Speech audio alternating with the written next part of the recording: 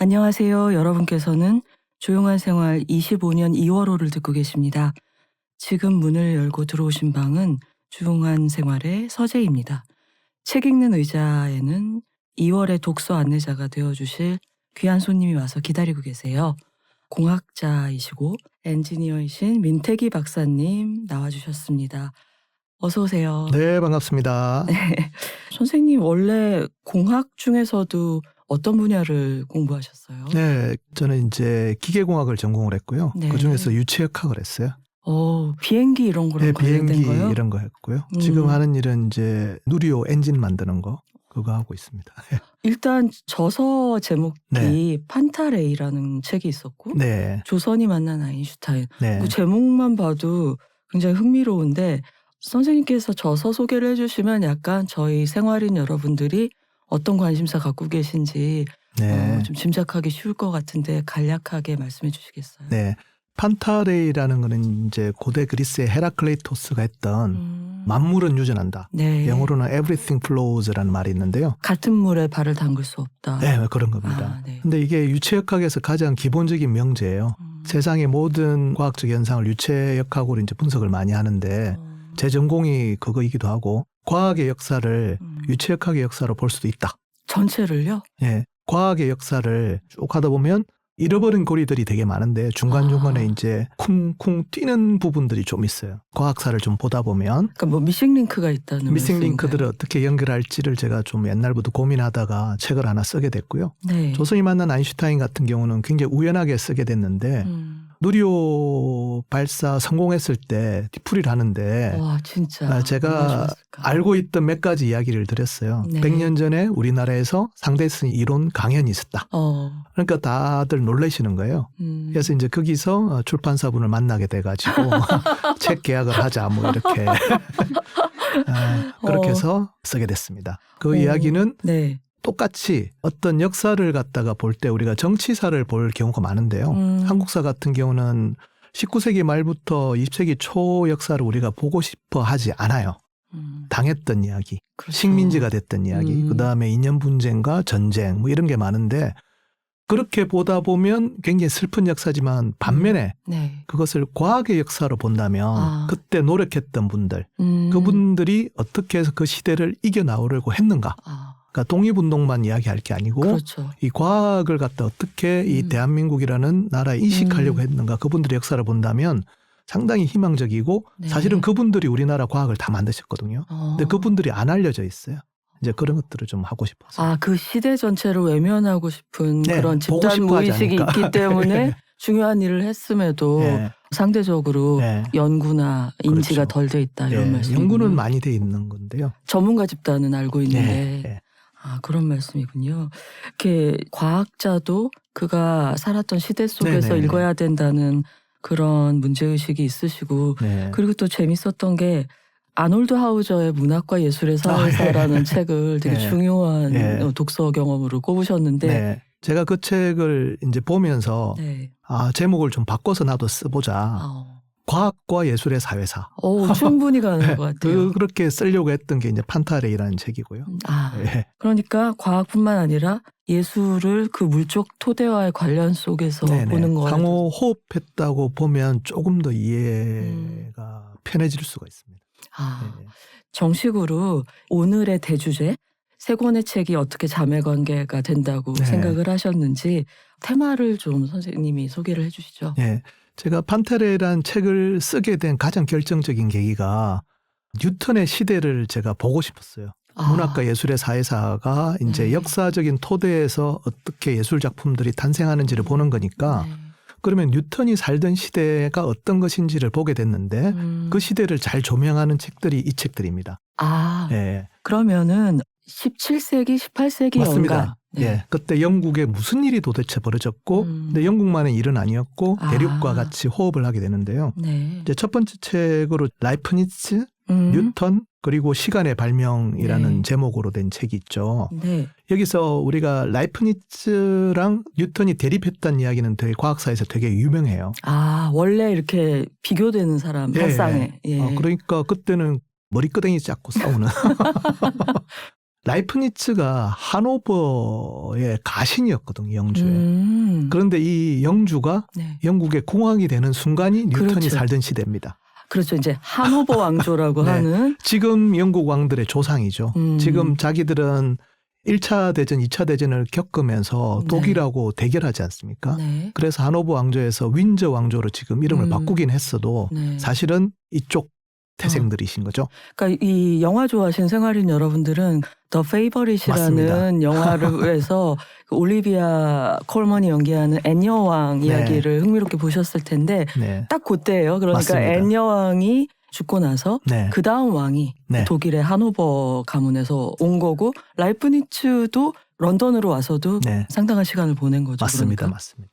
그 이야기가 네. 첫 번째 주제가 되겠고요. 네. 두 번째가 뉴턴과 화폐 위조범이라는 책이 있습니다. 이게 이제 우리가 생각하면 뉴턴은 프린키피아로 유명한 과학자가 됐다. 네. 이렇게만 생각할 수가 있는데 네. 생각보다 뉴턴이 케임브리지에서 일했던 시간, 교수로 일했던 시간보다 조폐국에서 일했던 시간이 더 깁니다. 더 길기까지 해요? 네, 그러니까 프린키피아 출판 이후에 대부분의 시간은 조폐국에서 일을 했죠. 그러니까 왜 이런 일이 있었는가? 네. 이런 것도 한번 그 시대를 조명해 보는 데 도움이 될 것 같고요. 그렇습니다. 잘 알려지지 않은 뉴턴의 커리어. 네네, 맞습니다. 런던에 가시면 런던 탑이 굉장히 유명한 관광지죠. 네. 네, 런던 탑은 예전에 이제 영국 국왕이 살던 곳이니까 지금 우리로 치면 창덕궁, 경복궁 뭐 이렇게 될 텐데 네. 거기에 가면 뉴턴의 사진이 크게 걸려 있어요. 보면 역시 영국은 과학의 나라구나. 근데 그게 아니고 거기 보면 화폐 이야기가 잔뜩 나옵니다. 거기가 이제 뉴턴이 주로 일했던 곳이죠. 거기가 이제 조폐국 사무실이 있었어요. 네, 맞습니다. 외국에 우리가 이제 관광을 할 때 네. 이런 것들을 좀 소소하게 보시면 재밌을 것 같고요. 네. 그래서 이 이야기를 다 이어주는 책이 마지막 책입니다. 런던의 핸델. 첫 두 권 책의 공통적인 이름이 아이작 뉴턴이기 때문에 네. 그러면은 이제 뉴턴과 또 무엇인가 했는데 갑자기 네. 이제 우리가 바로크 음악 대가로 네. 알고 있는 네. 독일 출신인데 명예 영국인처럼 네. 여겨지는 그렇죠. 작곡가 핸델 이야기가 나와서 네. 이거는 무슨 고리인가 네. 하고 좀 궁금했는데요. 이분이 그러니까 이 하노버 왕조가 바뀌는 순간에 영국을 택했던 하노버에 있었던 네. 그러니까 라이프니츠랑 같이 가신이었다가 그러니까 라이프니츠는 독일에 남았고 이 핸델은 영국을 택했죠. 거기서 승패가 갈립니다.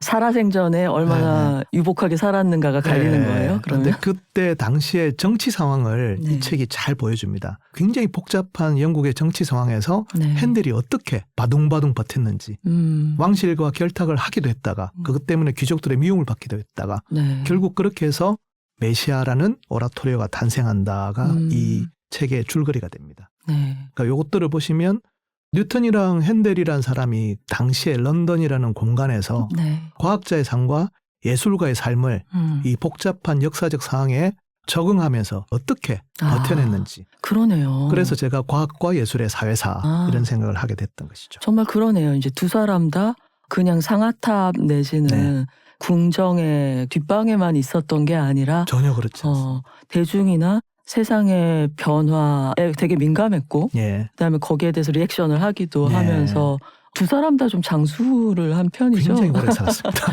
그 당시 사람으로서는 정말 오래 산 거예요. 굉장히 오래 살았어요. 보시면 우리가 과학과 예술이라는 것은 이익을 내는 어떤 분야가 아니기 때문에 정부나 다른 사람들의 지원이 많이 필요하다라는 전제를 깔기 시작하거든요. 근데 그게 바뀌는 순간이 있습니다. 그게 근대사의 시작이었어요. 그 예를 잘 보여주는 두 사람입니다. 더 이상 귀족이나 권력에 의지하지 않는 삶. 그런 것들을 좀 이야기하면 좋을 것 같습니다. 예, 그렇군요. 그러면은 라이프니츠, 뉴턴 그리고 시간의 발명. 토마스 데 파도바라는 분이 지었어요. 이분은 이탈리안인지 이름이 좀 신기하네요. 파도바 하면 이탈리아에서 가장 유명한 과학 도시이기도 하고요. 파도바 대학 출신으로는 우리 코페르니쿠스 뭐 이런 분들이. 근데 이름이 그렇기 때문에 뭐 그렇게 유럽인의 입장에서 대륙인의 입장에서 이 시대를 좀 바라봤다고 생각하시면 될 것 같아요. 근데 특히 이 책은 이제 뉴턴과 라이프니츠가 이런 식으로 비틀즈 코드처럼 네. 학번이 같다거나 대학에 같은 애 들어갔다고 돼 있어요. 네. 둘 다 1640년대생이다. 네. 그리고 뭐 미적분을 둘 다 발견을 했는데 네. 뭐 발표 시기가 달랐다 이렇게 네. 좀 라이벌로서 평행되는 요소들을 짚어주고 있고 네. 그 중에서도 시계의 초기사 얘기를 하면서 맞습니다. 시간이라는 변수를 좀 중요하게 다루고 있는 것 같아요. 네. 이 바로 직전에 있었던 일이 갈릴레오 갈릴레이 사건이죠. 갈릴레오 갈릴레이의 역학에서 가장 중요한 것들 몇 가지를 꼽는다면 관성이라는 거하고 속도라는 게 있습니다. 네. 그러니까 속도라는 거는 단위 시간에 얼마나 멀리 가는지를 말하는 거겠죠. 이 단위 시간이 중요합니다. 그러면 정해진 시간에 네, 얼마나 네. 멀리 가느냐 나누면은 속도가 나온다. 이거 해시계 물시계로 알 수 있는 게 아니거든요. 저 진짜 지금 깨달았어요, 선생님. 시간이 초시계까지 나가야 됩니다. 그럼 그때 이 이야기부터 시작을 합니다. 그때는 모래시계 없었어요. 모래시계가 있었지만 그건 너무 부정확하죠. 그 그렇죠. 양적인 것보다는 모래가 다 없어질 때까지 우리가 이제 계란 삶을 때는 되게 유리합니다. 그런데 이제 토끼가 빠를까 거북이가 빠를까 이걸 알기에는 좀 힘들죠. 그래서 이때 이제 시기의 문제가 가장 사회적 관심사가 되는 게 결국 속도의 문제라는 걸 여기서 이제 제안을 하기 시작하고요. 네. 그것들을 갖다가 하기 위해서 톱니바퀴들이 정밀해지게 제작했는지 이런 이야기도 많이 하고. 그러니까 거기에 직인 내지는 엔지니어와 네. 이론 수학자, 네. 물리학자들이 같이 가야지만 네. 지금 진보가 가능한 상태가 맞습니다. 되는 거죠. 맞습니다. 그러니까 런던에 또 가시면 빅벤이 왜 유명할까? 그러게요. 시계탑인데. 예. 시계라는 것들이 이전에는 그냥 때 되면 종치는 거였잖아요. 그러니까 종이었던 거죠. 예. 그때는 숫자판이 없고 예. 옛날에는. 해가 뜨면 이제 아침이구나. 점심에 종치면 밥 먹어야지. 뭐 이런 정도였다가 그게 분침으로 바뀌고 다시 초침으로 바뀌는 그 시간들이 되게 중요한데요. 네. 이 갈릴레오 갈릴레이가 처음에 시계를 이야기했을 때 진자의 법칙이라는 걸 생각을 했죠. 그러니까 진자가 줄이 길고 짧에 따라서 어떻게 주기가 바뀌고 뭐 이런 게 나오죠. 그리고 무게는 상관이 없다. 그러니까 줄의 길이에 따라 그 주기가 정해진다. 네, 맞아요. 그런데 그러면 굉장히 일정하기 때문에 저것들을 시간의 척도로 쓸 수 있겠다라는 생각들을 하게 되죠. 네. 그래서 이걸 가지고 쓰려고 했는데 문제가 발생합니다. 어떤? 그때까지는 굉장히 정밀하게는 사람들이 몰랐는데 이게 극지방과 적도지방의 진자의 주기가 다르다는 걸 발견합니다. 지구가 완전한 구체는 아니었던 것이죠. 그때는 이거는 원인 규명은 안 되지. 나중에 이제 규명은 되는데. 그럼 실질적으로 다르다는 발견이 먼저였군요. 네네. 우리가 이제 위도와 경도를 생각해 보시면 항해하는 사람들의 입장에서는 경도는 조금 알 수가 있어요. 경도라는 거는 해가 뜨는 것들 이런 걸 보면 내가 지구상에서 좌우 동서로 어떻게 위치하는지는 좀 판단이 가능합니다. 네. 근데 위도를 어떻게 판단할 것인가. 밤에는 뭐 별만 보고 와야 되는데 그때 진자시계를 좀 쓰자라고 했던 건데 이게 시계가 주기가 달라지는 거예요. 그것들을 발견하면서 과학사에 굉장히 놀라운 이 사람들이 좀 등장하기 시작합니다. 로버트 후크라는 사람이 이게 등장하고요. 태엽 시계를 만들게 됩니다. 그것 때문에 우리의 이제 속도라는 개념이 굉장히 명확해지는 거죠. 그러면 속도를 다시 시간에 따라서 나눠보면 가속도가 또 생기고 시계에 따라서 또는 시간에 대는 개념이 어떻게 우리 물리학에서 굉장히 중요한 역할을 하는가. 이게 이제 이 책에서 서두 부분에 굉장히 길게 이야기하는 그런 부분이 되겠습니다. 네. 그리고 뭐 전기적 사실들도 이제 뉴턴 라이프니츠를 왔다 갔다 하면서 얘기를 해주는데 그러면 시간이라는 현상에 대해서 두 과학자가 어떻게 상이한 관점을 가졌는가 이게 좀 중요한 부분이 되겠네요. 네, 그렇습니다. 그러니까 시간이라는 것과 공간이라는 것이 어떻게 인간 외부에 있는 하나의 객체적인 존재로 인식했던 분이 뉴턴이시고 그러니까 좀 절대적인 시간이 있다. 그게 아니다 라고 했던 분이 라이프니츠입니다. 당시의 싸움에서는 뉴턴이 이기는 걸로 끝나지만 결국 라이프니츠의 관점은 계속 이어집니다. 근데 그럼 얼핏 문혜안이 생각하기에는 절대적 시간? 상대성?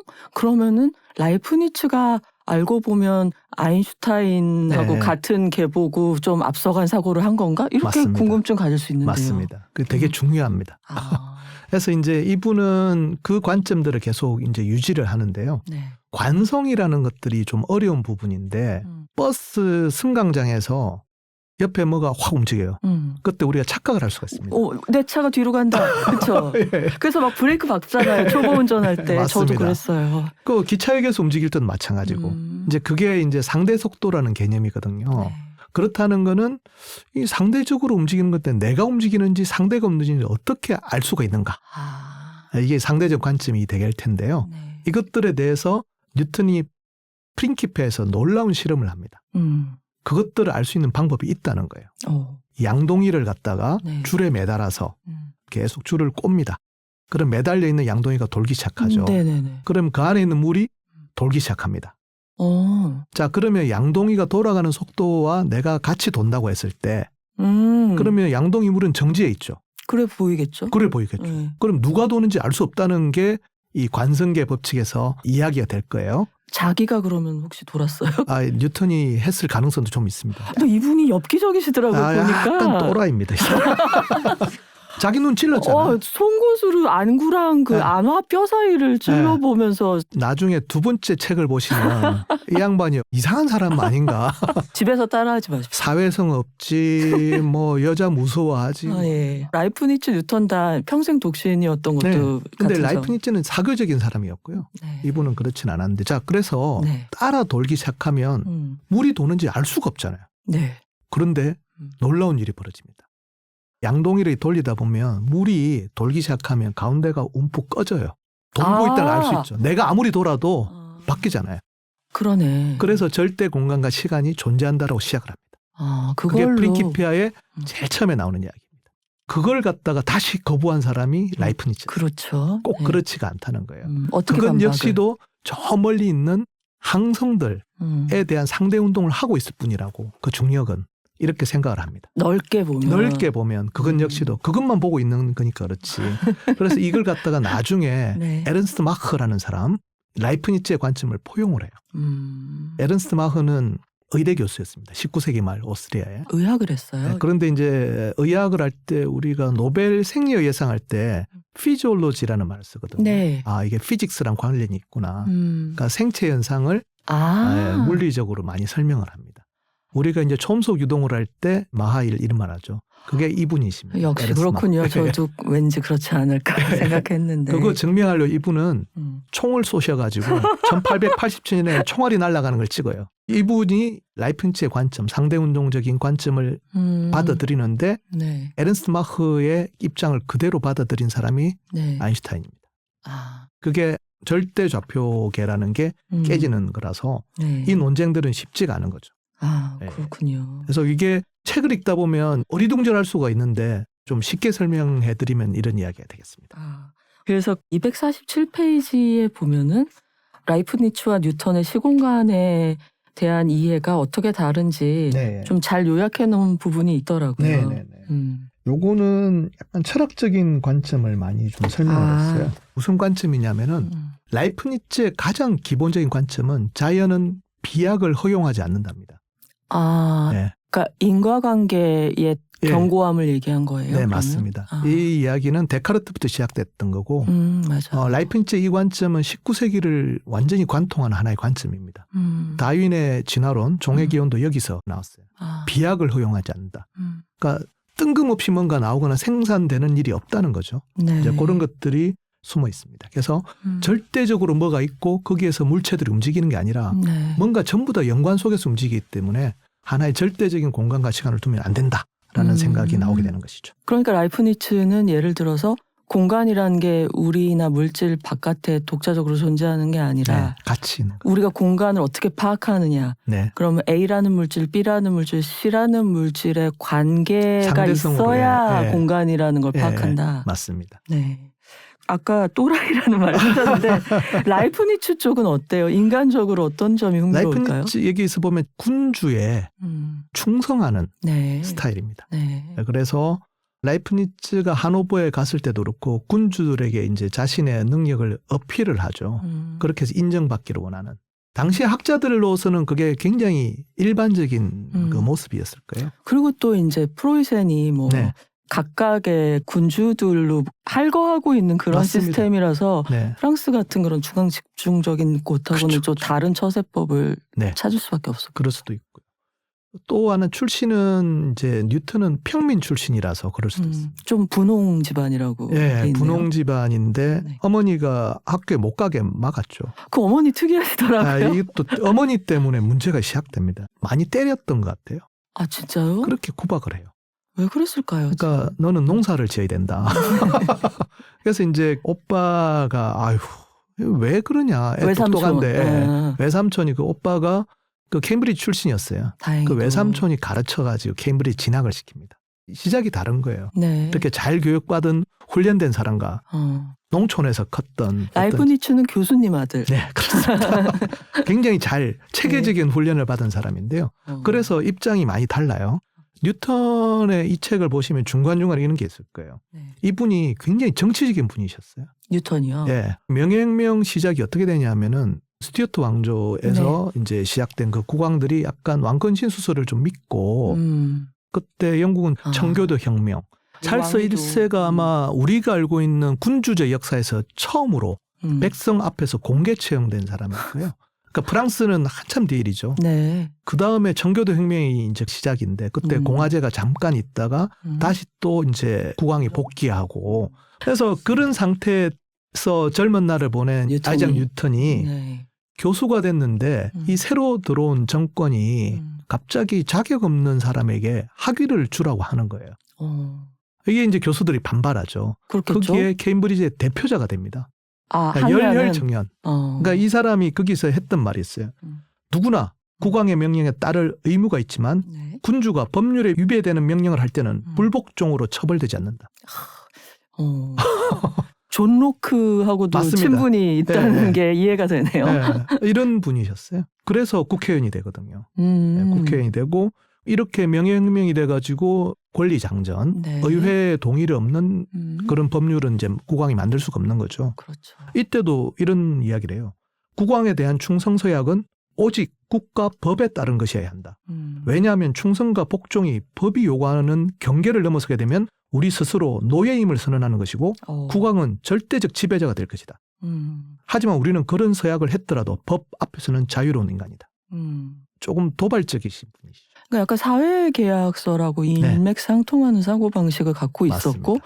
근데 또 무신론자는 아니었잖아요. 네. 신앙이 또 있었잖아요. 네, 분명히 내가 이것을 끝까지 추적하다 보면 나는 신을 만날 것이라고 생각했던 분이시죠. 그래서 이제 사실 두 번째 책인 화폐 위조범과의 대결에서 그렇게 열심히 네. 탐정리를 하신 게 화폐 위조범이 힘을 갖게 되면은 나의 평생의 신념이 흔들리게 된다라는 맞습니다. 것 때문에 또 예. 치열하게 쫓아다녔다. 뭐 예. 이런 얘기가 이따가 나오게 될 것 같아요. 맞습니다. 뭐 이 책의 본론이라고 할 수는 없지만 현대인들이 갖고 있는 시간관념하고 그 당대에 처음 들어온 그 근대적인 시간관념 그리고 그 이전의 중세적인 시간관념 어떻게 달랐는가를 보는 것도 작은 재미더라고요. 이 맞습니다. 책이.